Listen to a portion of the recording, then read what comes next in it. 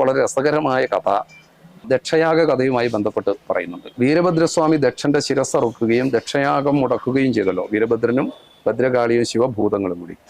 ആ സമയത്ത് അവിടെ ഉണ്ടായിരുന്ന പല ആളുകൾക്കും ഭൂതഗണങ്ങൾ പണിഷ്മെന്റ് കൊടുത്തു.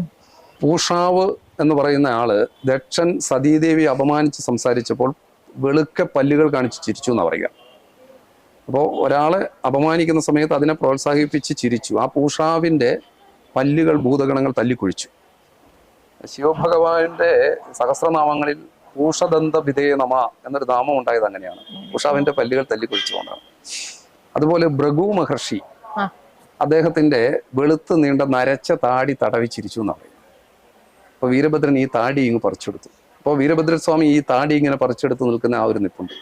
ആ ഭൃഗു മഹർഷിയുടെ നരച്ച താടി പറിച്ചെടുത്ത് നിൽക്കുന്ന ആ താടി, ആ അഹങ്കാരത്തെയാണ് വാസ്തവത്തിൽ പറിച്ചെടുത്ത് നിൽക്കുന്നത്. അപ്പോൾ